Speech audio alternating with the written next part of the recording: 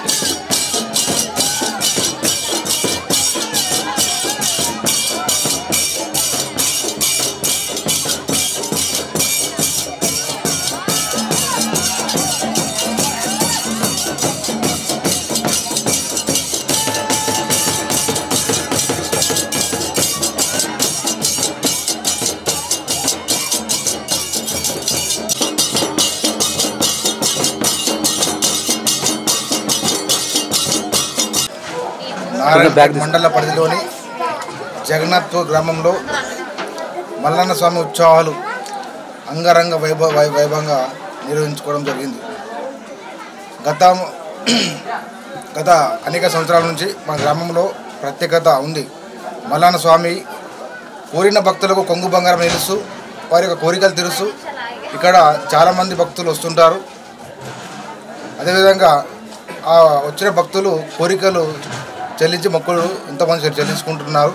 అదేవిధంగా ప్రతి సంవత్సరం మా గ్రామంలో బోనాల పండుగ అనేది చాలా అట్టహాసంగా అంగరంగ వైభవంగా చాలా పెద్ద ఎత్తున మన గుళ్ళ కుర్మలు గ్రామ పెద్దలు అందరూ కలిసికట్టుగా ఈ యొక్క పండుగను పెద్ద ఎత్తున జరుపుకొని మరియు అన్నదానం మరియు ఒగ్గు కథలు సో ఇంకా కొన్ని కార్యక్రమాలు ఉన్నాయి.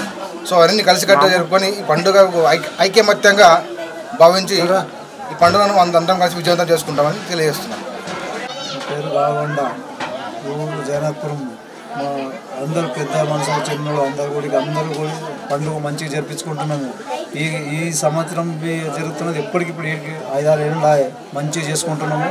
అందరూ కలిసి మెలిచి ఉంటున్నాము. అందరూ కులం భేదం అనుకుంటా మంచిగా చేసుకుంటున్నాము. ఇది సంతోషం వస్తుంది మాకు.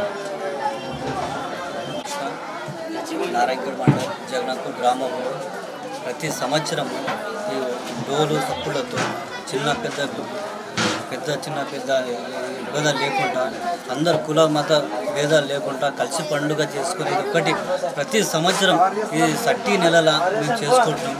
అందరూ కలిసి ఏది కూడా చిన్న ఇదైనా కూడా ఏ పండుగ ఇదున్నా కూడా మత ప్రతి ఒక్కరు చెప్తే అందరూ ఏదైనా వచ్చి వర్క్ చేయడం కానీ పండుగ అన్నదానం కార్యక్రమం కానీ వచ్చి ప్రతి ఒక్కరు ఏది చెప్పినా కూడా ఇంత ఇబ్బందులు లేకుండా వచ్చి మా దగ్గర ప్రతి ఈ పండుగ కానీ ప్రతి పండుగ మొత్తం అంతా కలిసిమెలిసి ప్రతి పెద్ద మనుషులు అప్పటి నుంచి మా దగ్గర పూర్వాల కాలం నుంచి పెద్ద మనుషుల నుంచి జరుగుతుంది పండుగ.